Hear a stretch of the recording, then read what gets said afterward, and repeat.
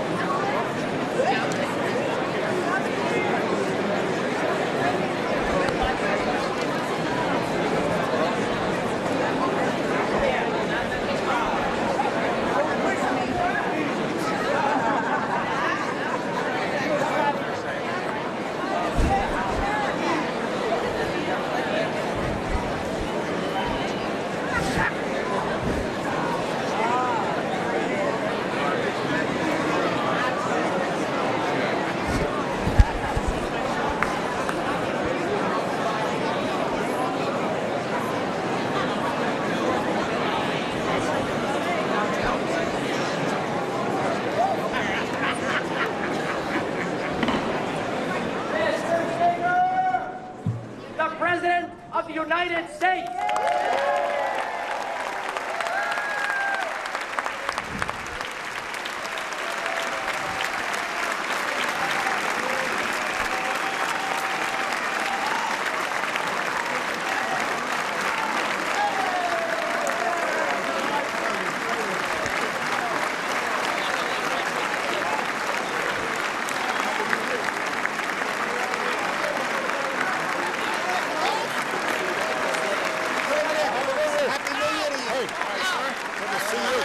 Happy New Year. Oh, you're here.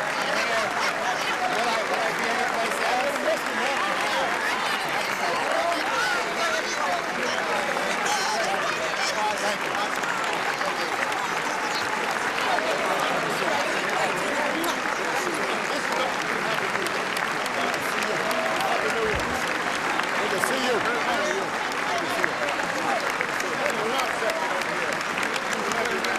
Good to see you, buddy.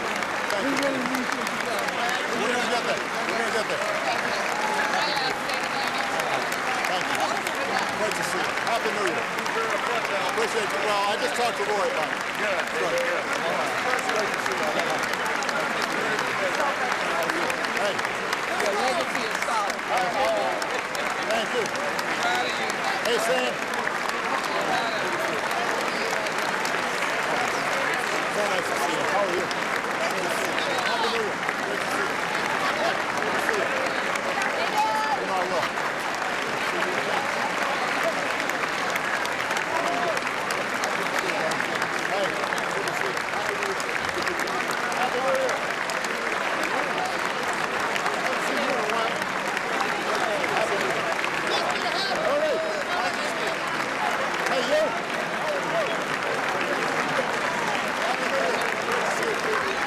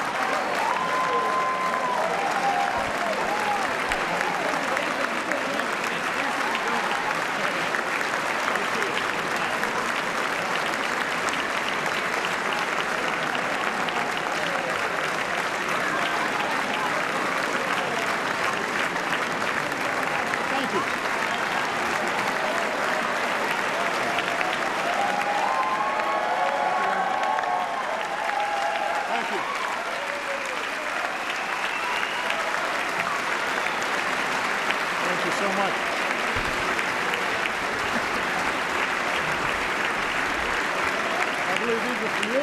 Thank you.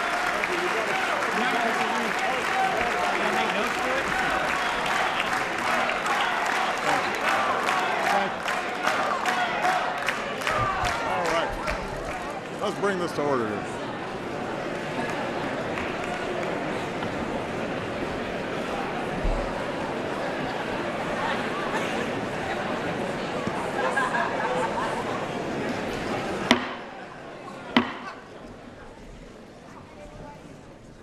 Members of Congress, I have the high privilege and the distinct honor of presenting to you the President of the United States.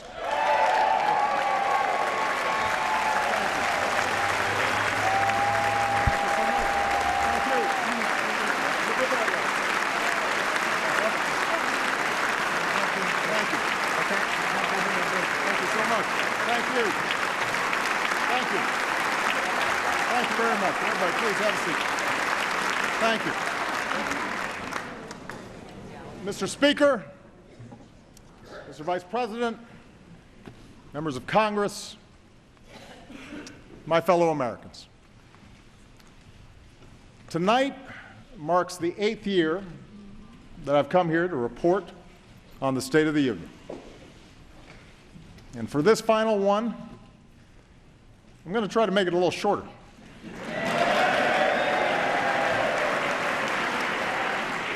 I know some of you are anxious to get back to Iowa.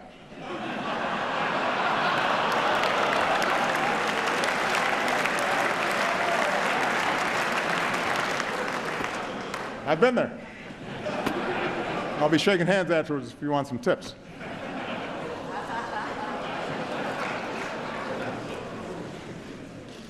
Now, I understand that because it's an election season, expectations for what we will achieve this year are low. But, Mr. Speaker, I appreciate the constructive approach that you and other leaders took at the end of last year to pass a budget and make tax cuts permanent for working families. So I hope we can work together this year on some bipartisan priorities like criminal justice reform and helping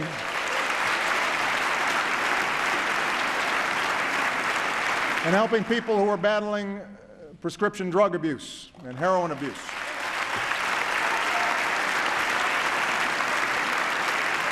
So, who knows? We might surprise the cynics again. But tonight, I want to go easy on the traditional list of proposals for the year ahead. Don't worry, I've got plenty. From helping students learn to write computer code to personalizing medical treatments for patients. And I will keep pushing for progress on the work that I believe still needs to be done. Fixing a broken immigration system. Protecting our kids from gun violence. Equal pay for equal work. Paid leave. Raising the minimum wage. All these things still matter to hardworking families. They're still the right thing to do. And I won't let up until they get done. But for my final address to this chamber, I don't want to just talk about next year. I want to focus on the next 5 years, the next 10 years, and beyond.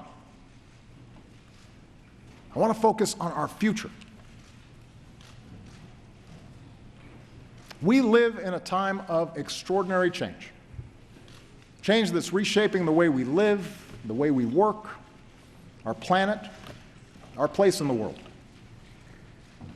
It's change that promises amazing medical breakthroughs, but also economic disruptions that strain working families. It promises education for girls in the most remote villages, but also connects terrorists plotting an ocean away. It's change that can broaden opportunity or widen inequality. And whether we like it or not, the pace of this change will only accelerate. America's been through big changes before. Wars and depression, the influx of new immigrants, workers fighting for a fair deal, movements to expand civil rights. Each time, there have been those who told us to fear the future, who claimed we could slam the brakes on change, who promised to restore past glory if we just got some group or idea that was threatening America under control. And each time we overcame those fears. We did not, in the words of Lincoln, adhere to the dogmas of the quiet past. Instead, we thought anew and acted anew. We made change work for us, always extending America's promise outward to the next frontier, to more people. And because we did, because we saw opportunity where others saw peril, we emerged stronger and better than before. What was true then can be true now. Our unique strengths as a nation, our optimism and work ethic, our spirit of discovery, our diversity, our commitment to rule of law. These things give us everything we need to ensure prosperity and security for generations to come. In fact, it's in that spirit that we have made progress these past 7 years. That's how we recovered from the worst economic crisis in generations.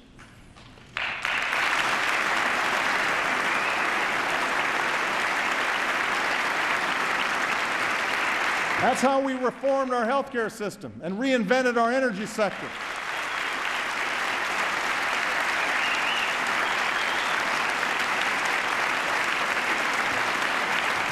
That's how we delivered more care and benefits to our troops coming home and our veterans.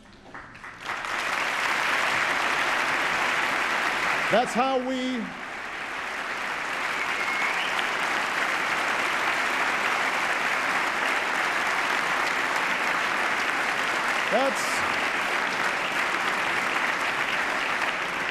we secured the freedom in every state to marry the person we love.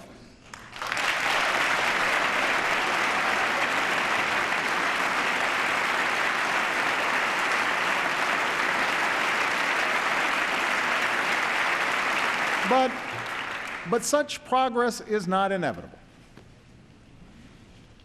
It's the result of choices we make together. And we face such choices right now. Will we respond to the changes of our time with fear, turning inward as a nation, turning against each other as a people? Or will we face the future with confidence in who we are, in what we stand for, and the incredible things that we can do together? So let's talk about the future. And 4 big questions that I believe we as a country have to answer, regardless of who the next president is or who controls the next Congress. First, how do we give everyone a fair shot at opportunity and security in this new economy?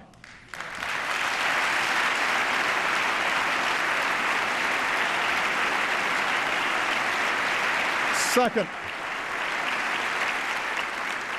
how do we make technology work for us and not against us, especially when it comes to solving urgent challenges like climate change?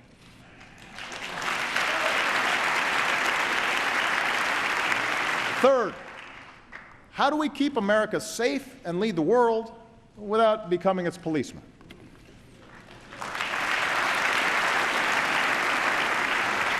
And finally, how can we make our politics reflect what's best in us and not what's worse?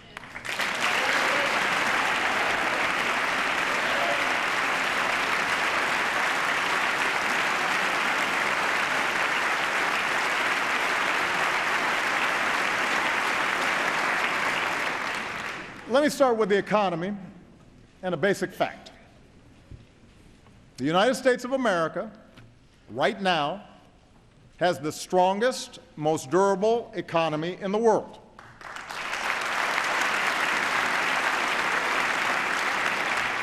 We're in the middle of the longest streak of private sector job creation in history.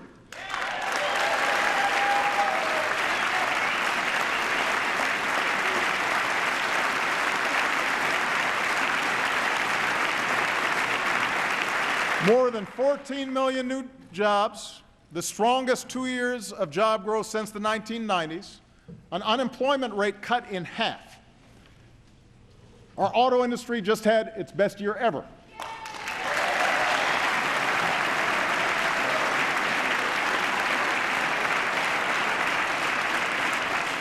That's just part of a manufacturing surge that's created nearly 900,000 new jobs in the past 6 years. And we've done all this while cutting our deficits by almost 3/4.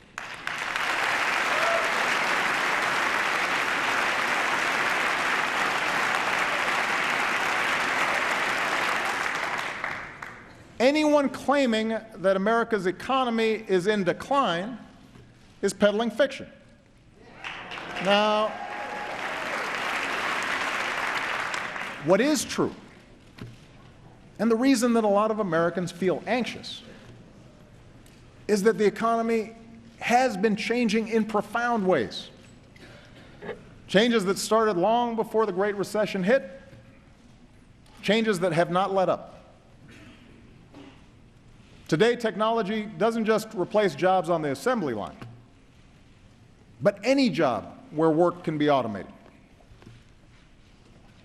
Companies in a global economy can locate anywhere, and they face tougher competition. As a result, workers have less leverage for a raise. Companies have less loyalty to their communities. And more wealth and income is concentrated at the very top.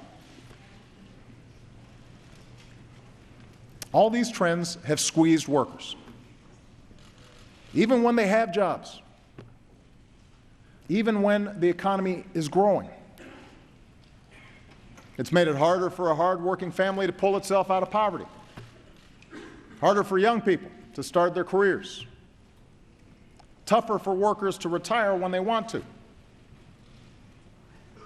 And although none of these trends are unique to America, they do offend our uniquely American belief that everybody who works hard should get a fair shot. For the past 7 years, our goal has been a growing economy that also works better for everybody. We've made progress, but we need to make more. And despite all the political arguments that we've had these past few years, there are actually some areas where Americans broadly agree. We agree that real opportunity requires every American to get the education and training they need to land a good-paying job. The bipartisan reform of No Child Left Behind was an important start. And together we've increased early childhood education, lifted high school graduation rates to new highs, boosted graduates in fields like engineering. In the coming years, we should build on that progress by providing pre-K for all and offering every student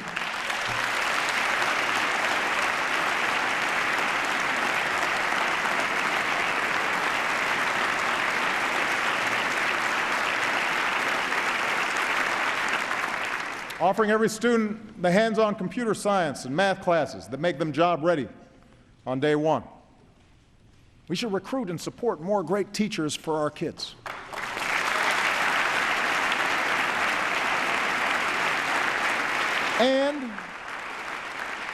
And we have to make college affordable for every American.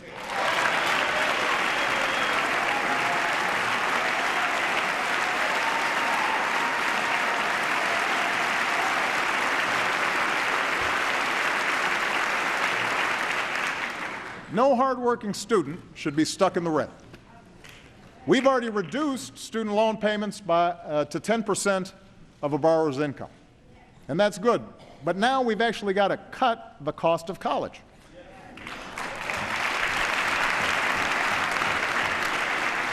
Providing 2 years of community college at no cost for every responsible student is one of the best ways to do that. And I'm going to keep fighting to get that started this year. It's the right thing to do.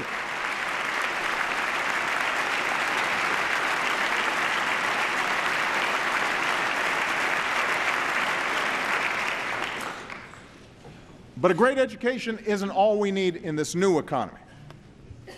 We also need benefits and protections that provide a basic measure of security. It's not too much of a stretch to say that some of the only people in America who are going to work the same job in the same place with a health and retirement package for 30 years are sitting in this chamber.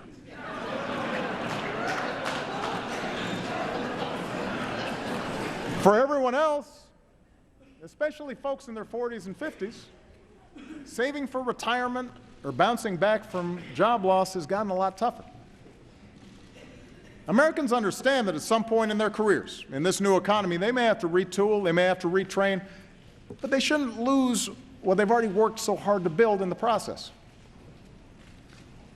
That's why Social Security and Medicare are more important than ever. We shouldn't weaken them, we should strengthen them.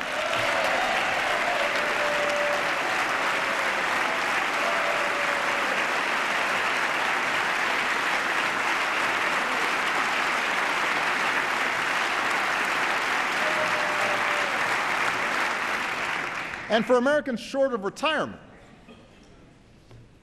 basic benefits should be just as mobile as everything else is today. That, by the way, is what the Affordable Care Act is all about. It's about filling the gaps in employer-based care so that when you lose a job, or you go back to school, or you strike out and launch that new business, you'll still have coverage. Nearly 18 million people have gained coverage so far, and in the process,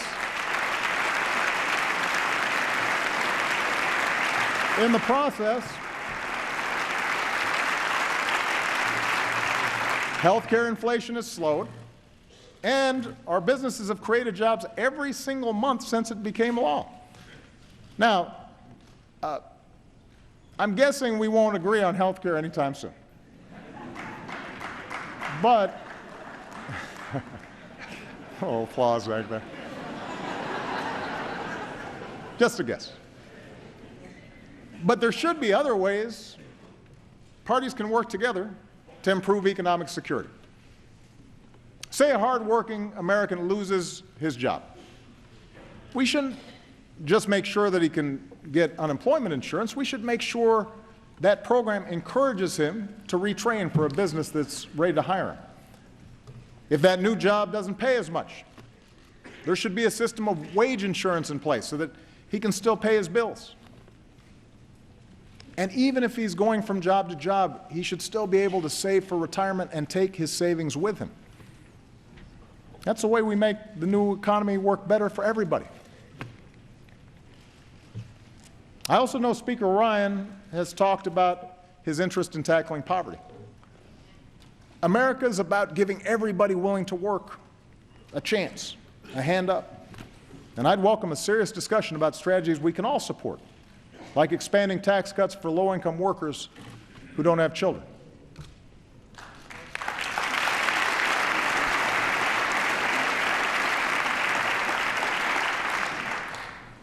But there are some areas where we just have to be honest. It has been difficult to find agreement over the last 7 years. And a lot of them fall under the category of what role the government should play in making sure the system's not rigged in favor of the wealthiest and biggest corporations. And it's an honest disagreement. And the American people have a choice to make. I believe a thriving private sector is the lifeblood of our economy. I think there are outdated regulations that need to be changed. There is red tape that needs to be cut. There you go. Yeah.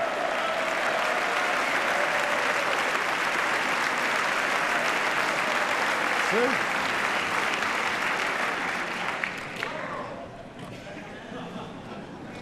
But After years now of record corporate profits, working families won't get more opportunity or bigger paychecks just by letting big banks or big oil or hedge funds make their own rules at everybody else's expense.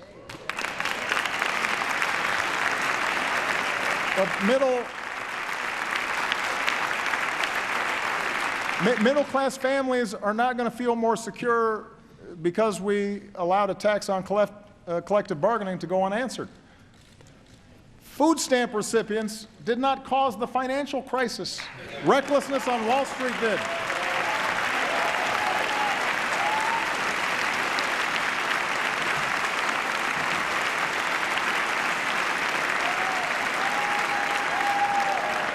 Immigrants aren't the principal reason wages haven't gone up. Those decisions are made in the boardrooms that all too often put quarterly earnings over long-term returns. It's sure not the average family watching tonight that avoids paying taxes through offshore accounts. The point is, I believe that in this new economy, workers and startups and small businesses need more of a voice, not less. The rules should work for them. And I'm not alone in this. This year I plan to lift up the many businesses who figured out that doing right by their workers or their customers or their communities ends up being good for their shareholders. And I want to spread those best practices across America. That's part of a brighter future.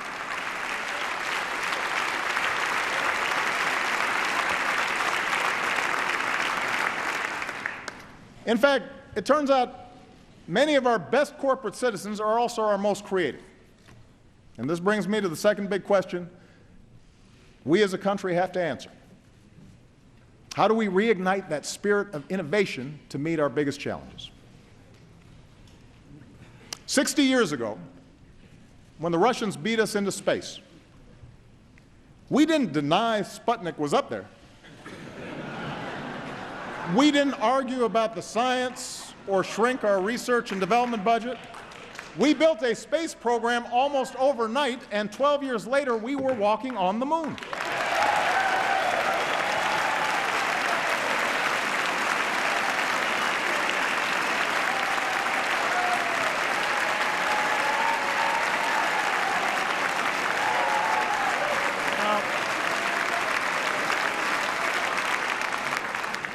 That spirit of discovery is in our DNA. America is Thomas Edison and the Wright brothers and George Washington Carver. America is Grace Hopper and Katherine Johnson and Sally Ride.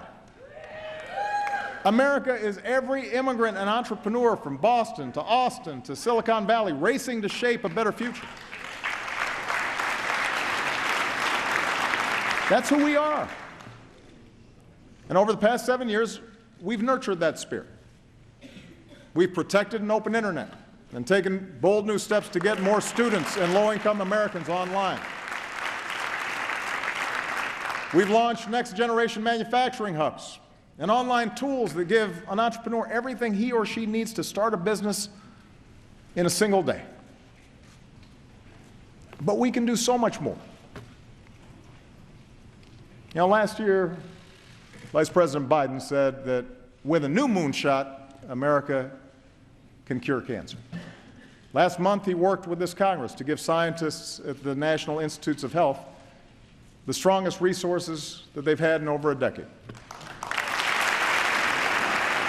Well,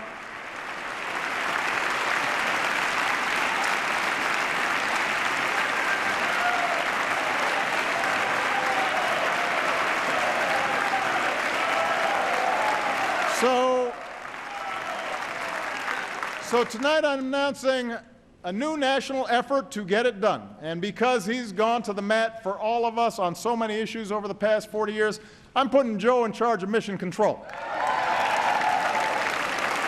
For the loved ones we've all lost, for the families that we can still save, let's make America the country that cures cancer once and for all. What do you say, Joe? Make it happen.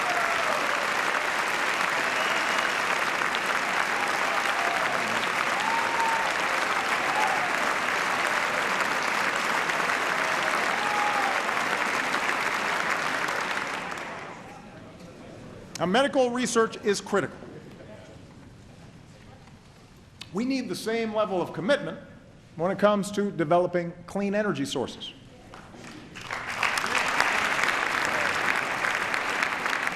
Look, if anybody still wants to dispute the science around climate change, have at it.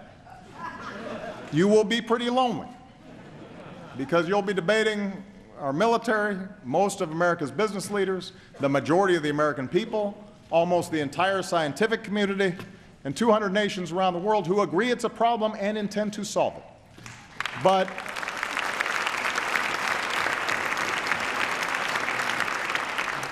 even if the planet wasn't at stake, even if 2014 wasn't the warmest year on record, until 2015 turned out to be even hotter,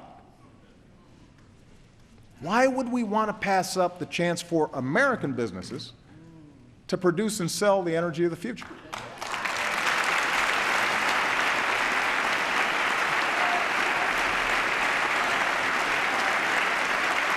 Listen, 7 years ago, we made the single biggest investment in clean energy in our history. Here are the results. In fields from Iowa to Texas, wind power is now cheaper than dirtier conventional power. On rooftops from Arizona to New York, solar is saving Americans tens of millions of dollars a year on their energy bills and employs more Americans than coal in jobs that pay better than average. We're taking steps to give homeowners the freedom to generate and store their own energy, something, by the way, that environmentalists and Tea Partiers have teamed up to support. And meanwhile, we've cut our imports of foreign oil by nearly 60% and cut carbon pollution more than any other country on earth.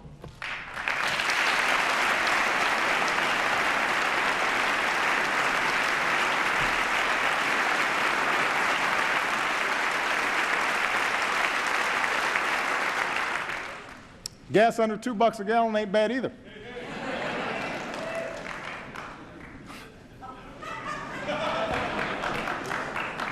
Now we've got to accelerate the transition away from old, dirtier energy sources.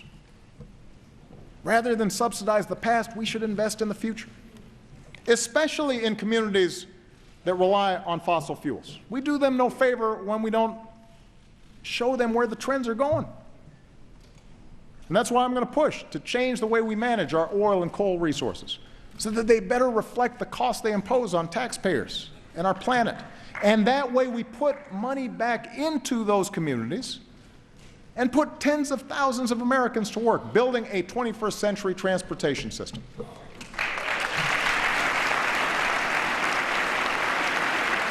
Now,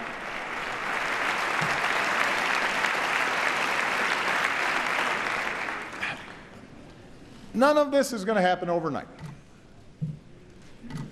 And yes, there are plenty of entrenched interests who want to protect the status quo.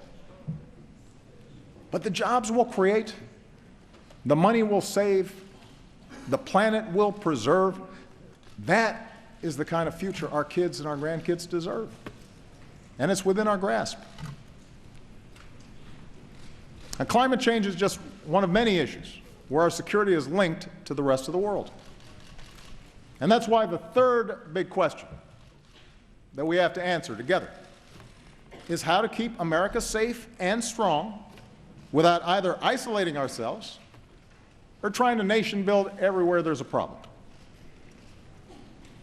I told you earlier, all the talk of America's economic decline is political hot air. Well, so is all the rhetoric you hear about our enemies getting stronger and America getting weaker. Let me tell you something. The United States of America is the most powerful nation on earth, period. Period. It's not even close. It's not even close.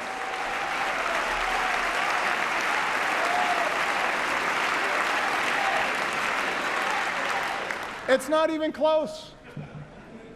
We spend more on our military than the next 8 nations combined. Our troops are the finest fighting force in the history of the world.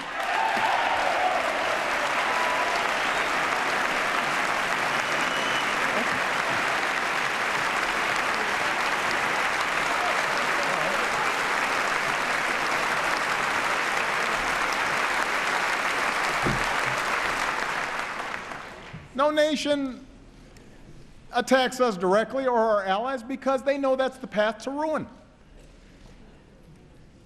Surveys show our standing around the world is higher than when I was elected to this office, and when it comes to every important international issue. People of the world do not look to Beijing or Moscow to lead, they call us.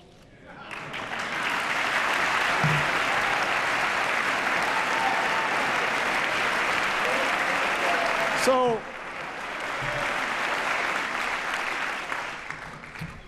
I think it's useful to level set here. Because when we don't make good decisions. Now, as someone who begins every day with an intelligence briefing, I know this is a dangerous time. But that's not primarily because of some looming superpower out there, and it's certainly not because of diminished American strength. In today's world, we're threatened less by evil empires and more by failing states.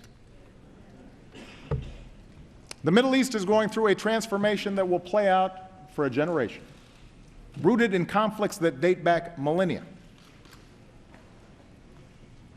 Economic headwinds are blowing in from a Chinese economy that is in significant transition.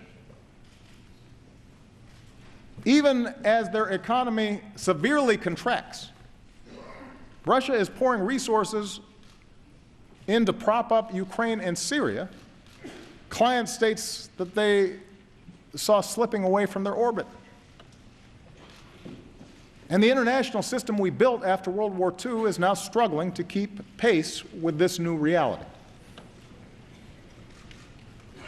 It's up to us, the United States of America, to help remake that system. And to do that well, it means that we've got to set priorities. Priority number 1 is protecting the American people and going after terrorist networks.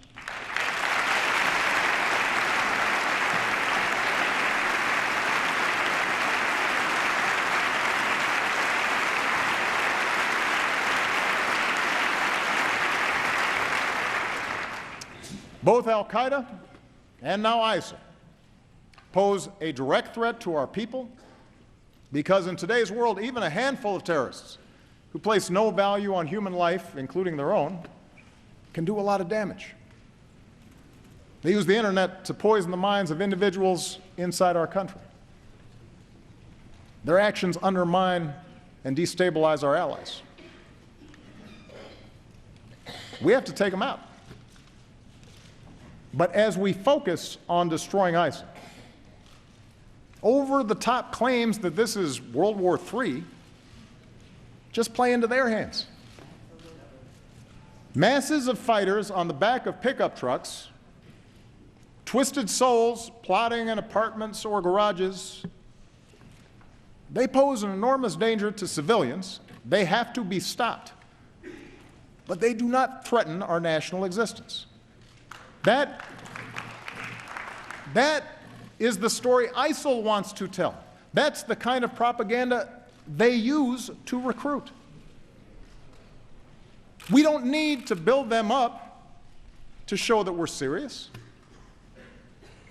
And we sure don't need to push away vital allies in this fight by echoing the lie that ISIL is somehow representative of one of the world's largest religions.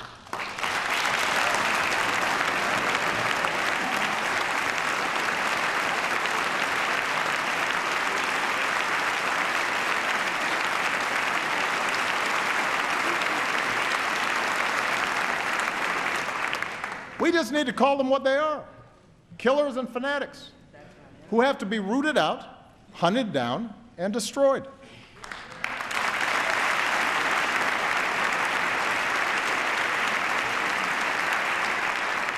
And that's exactly what we're doing. For more than a year, America has led a coalition of more than 60 countries to cut off ISIL's financing, disrupt their plots, stop the flow of terrorist fighters, and stamp out their vicious ideology. With nearly 10,000 airstrikes, we're taking out their leadership, their oil, their training camps, their weapons. We're training, arming, and supporting forces who are steadily reclaiming territory in Iraq and Syria. If this Congress is serious about winning this war and wants to send a message to our troops and the world, authorize the use of military force against ISIL. Take a vote.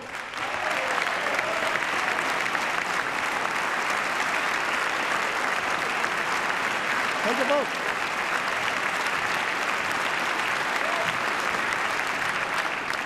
But the American people should know that with or without congressional action, ISIL will learn the same lessons as terrorists before them. If you doubt America's commitment, or mine, to see that justice is done, just ask Osama bin Laden.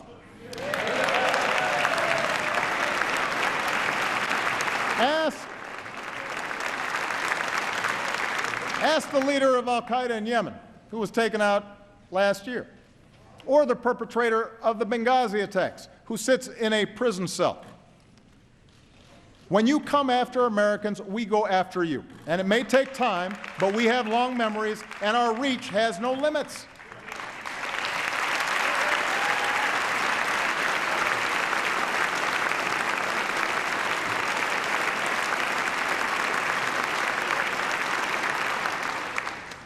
Our foreign policy has to be focused on the threat from ISIL and al-Qaeda.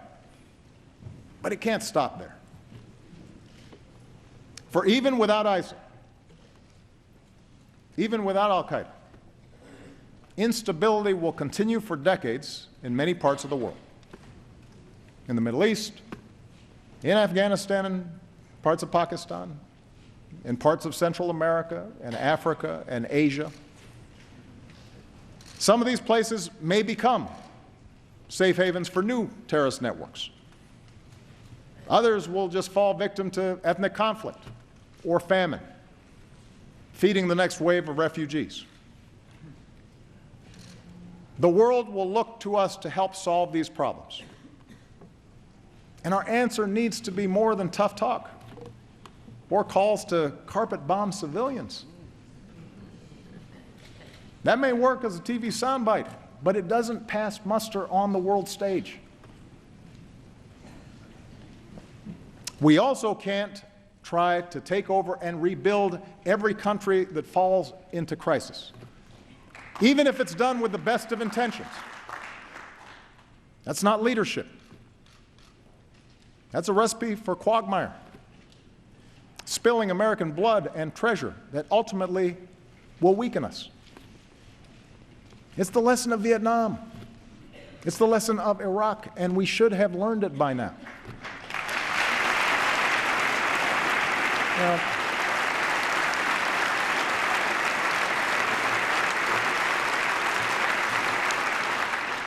Fortunately, there is a smarter approach, a patient and disciplined strategy that uses every element of our national power. It says America will always act, alone if necessary, to protect our people and our allies. But on issues of global concern, we will mobilize the world to work with us and make sure other countries pull their own weight.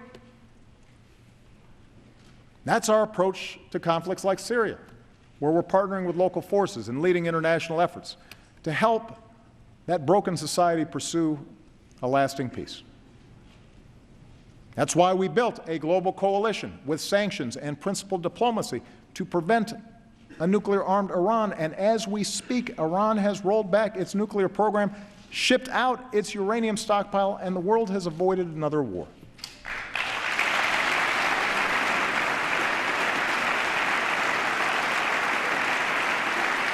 That's how we stopped the spread of Ebola in West Africa.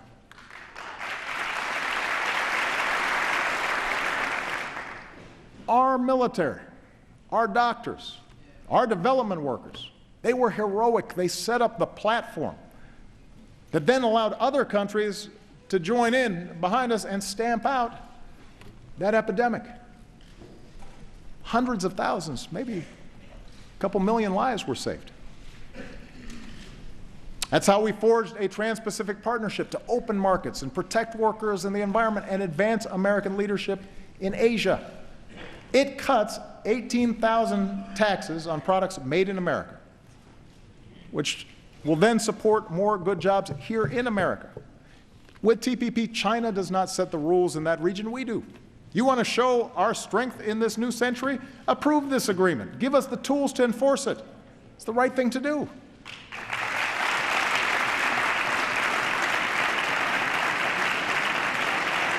Let me give you another example. 50 years of isolating Cuba had failed to promote democracy. It set us back in Latin America. That's why we restored diplomatic relations, opened the door to travel and commerce, positioned ourselves to improve the lives of the Cuban people.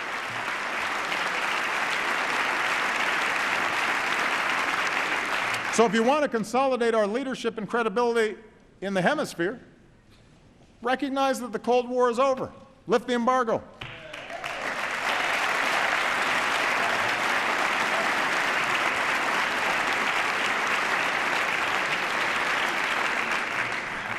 The point is, American leadership in the 21st century is not a choice between ignoring the rest of the world, except when we kill terrorists, or occupying and rebuilding whatever society is unraveling. Leadership means a wise application of military power and rallying the world behind causes that are right. It means seeing our foreign assistance as a part of our national security, not something separate, not charity. When we lead nearly 200 nations to the most ambitious agreement in history to fight climate change, yes, that helps vulnerable countries, but it also protects our kids. When we help Ukraine defend its democracy, or Colombia resolve a decades-long war, that strengthens the international order we depend on. When we help African countries feed their people and care for the sick, it's the right thing to do, and it prevents the next pandemic from reaching our shores. You know, right now we're on track to end the scourge of HIV/AIDS. That's within our grasp.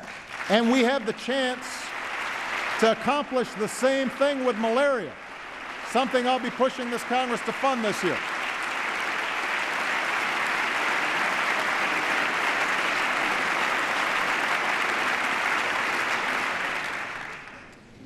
That's American strength.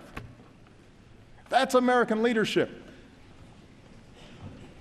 And that kind of leadership depends on the power of our example. That's why I will keep working to shut down the prison at Guantanamo. It is expensive, it is unnecessary, and it only serves as a recruitment brochure for our enemies. There's a better way. And that's why we need to reject any politics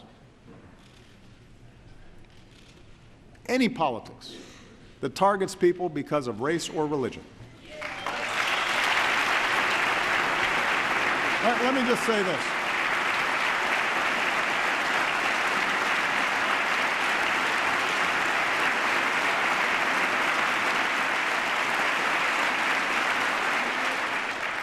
This is not a matter of political correctness. This is a matter of understanding just what it is that makes us strong. The world respects us not just for our arsenal. It respects us for our diversity and our openness and the way we respect every faith. His Holiness Pope Francis told this body, from the very spot that I'm standing on tonight, that to imitate the hatred and violence of tyrants and murderers is the best way to take their place. When politicians insult Muslims, whether abroad or our fellow citizens, when a mosque is vandalized or a kid is called names, that doesn't make us safer. That's not telling it like it is. It's just wrong. It diminishes us in the eyes of the world. It makes it harder to achieve our goals. It betrays who we are as a country.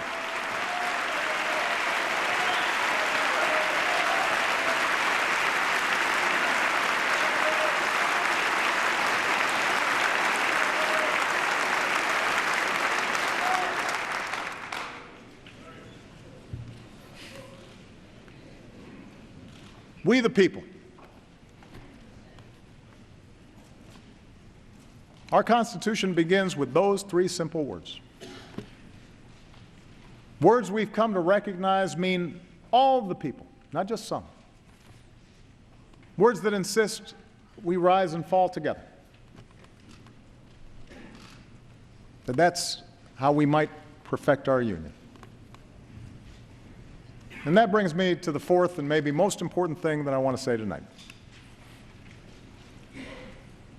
The future we want, all of us want, opportunity and security for our families, a rising standard of living, a sustainable, peaceful planet for our kids. All that is within our reach. But it will only happen if we work together. It will only happen if we can have rational, constructive debates. It will only happen if we fix our politics. A better politics doesn't mean we have to agree on everything. This is a big country. Different regions, different attitudes, different interests. That's one of our strengths, too. Our founders distributed power between states and branches of government and expected us to argue, just as they did, fiercely, over the size and shape of government, over commerce and foreign relations, over the meaning of liberty and the imperatives of security.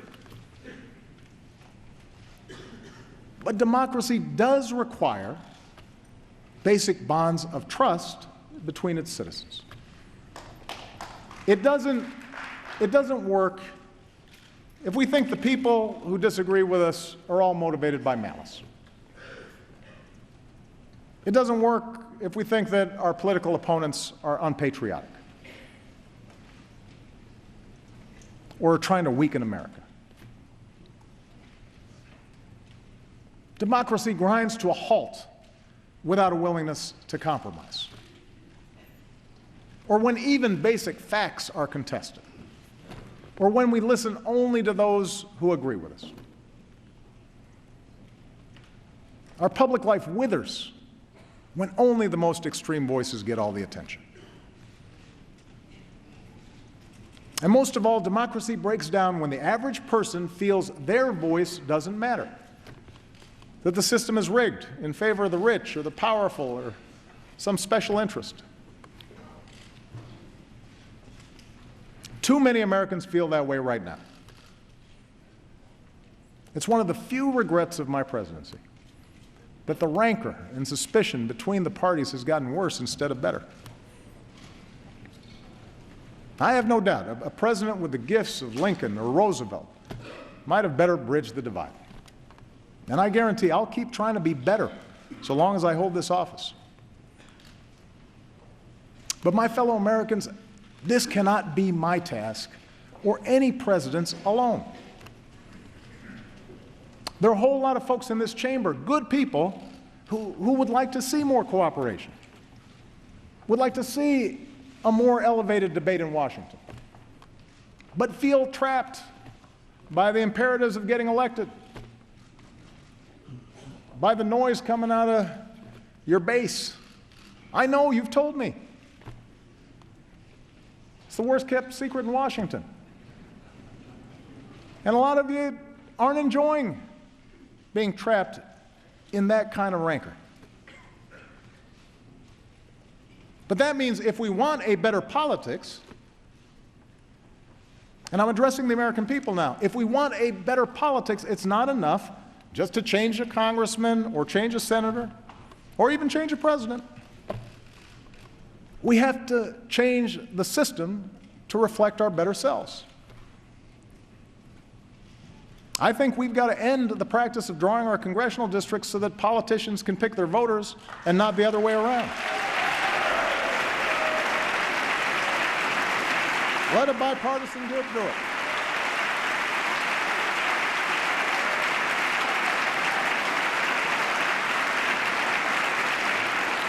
I believe we've got to reduce the influence of money in our politics so that a handful of families or hidden interests can't bankroll our elections.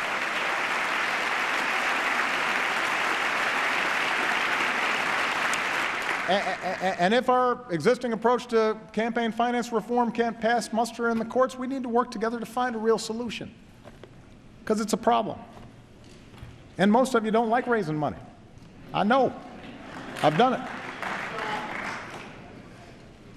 We've got to make it easier to vote, not harder. We need to modernize it for the way we live now.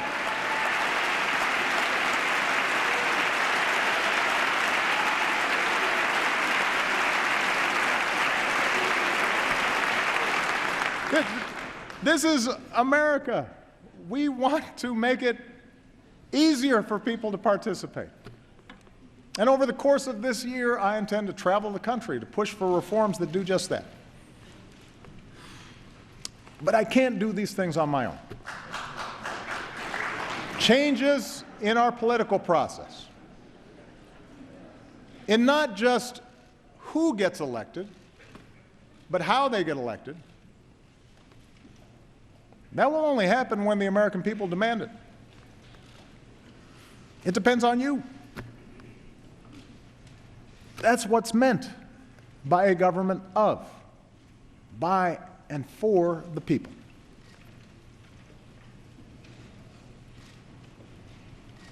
What I'm suggesting is hard. It's a lot easier to be cynical, to accept that change is not possible. And politics is hopeless. And the problem is, all the folks who are elected don't care. And to believe that our voices and our actions don't matter. But if we give up now, then we forsake a better future.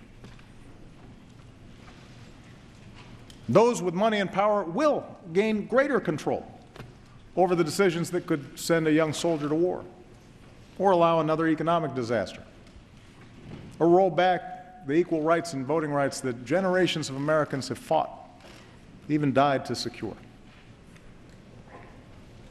And then, as frustration grows, there will be voices urging us to fall back into our respective tribes, to scapegoat fellow citizens who don't look like us, or pray like us, or vote like we do, or share the same background. We can't afford to go down that path. It won't deliver the economy we want. It will not produce the security we want. But most of all, it contradicts everything that makes us the envy of the world. So, my fellow Americans, whatever you may believe, whether you prefer one party or no party, whether you supported my agenda or fought as hard as you could against it, our collective futures depends on your willingness to uphold your duties as a citizen, to vote, to speak out, to stand up for others, especially the weak, especially the vulnerable, knowing that each of us is only here because somebody, somewhere, stood up for us.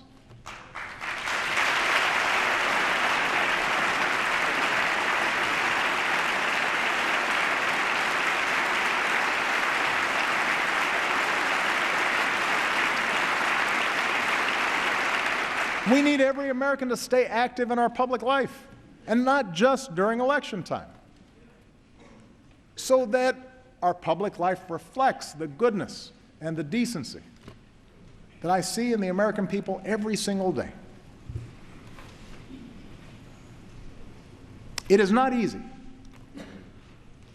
Our brand of democracy is hard. But I can promise that a little over a year from now, when I no longer hold this office, I will be right there with you as a citizen, inspired by those voices of fairness and vision, of grit and good humor and kindness that have helped America travel so far. Voices that help us see ourselves not first and foremost as black or white or Asian or Latino, not as gay or straight, immigrant or native born, not Democrat or Republican, but as Americans first, bound by a common creed. Voices Dr. King believed would have the final word. Voices of unarmed truth and unconditional love. And they're out there, those voices. They don't get a lot of attention. They don't seek a lot of fanfare. But they're busy doing the work this country needs doing. I see them everywhere I travel in this incredible country of ours. I see you, the American people. And in your daily acts of citizenship, I see our future unfolding. I see it in the worker on the assembly line who clocked extra shifts to keep his company open, and the boss who pays him higher wages instead of laying him off. I see it in the dreamer who stays up late at night to finish her science project, and the teacher who comes in early, maybe with some extra supplies that she bought because she knows that that young girl might someday cure a disease. I see it in the American who served his time, made bad mistakes as a child, but now is dreaming of starting over. And I see it in the business owner who gives him that second chance. The protester determined to prove that justice matters. And the young cop walking the beat, treating everybody with respect, doing the brave, quiet work of keeping us safe. I see it in the soldier who gives almost everything to save his brothers, the nurse who tends to him till he can run a marathon, the community that lines up to cheer him on. It's the son who finds the courage to come out as who he is, and the father whose love for that son overrides everything he's been taught. I see it in the elderly woman who will wait in line to cast her vote as long as she has to, the new citizen who casts his vote for the first time, the volunteers at the polls who believe every vote should count, because each of them, in different ways, know how much that precious right is worth. That's the America I know. That's the country we love. Clear-eyed, big-hearted, undaunted by challenge, optimistic that unarmed truth and unconditional love will have the final word. That's what makes me so hopeful about our future. I believe in change because I believe in you, the American people. And that's why I stand here as confident as I have ever been that the state of our union is strong. Thank you. God bless you. God bless the United States of America.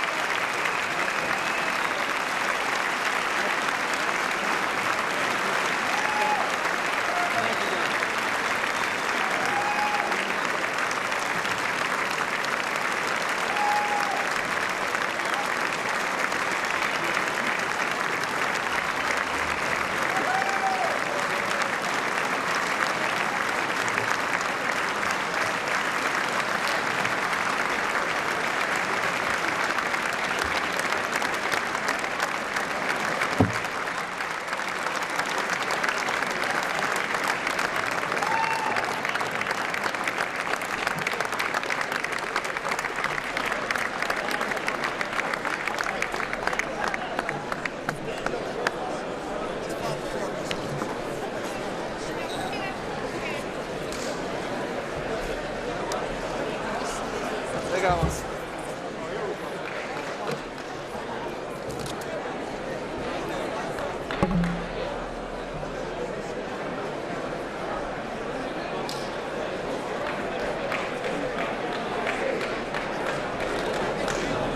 I'm the leading state sponsor of terrorism.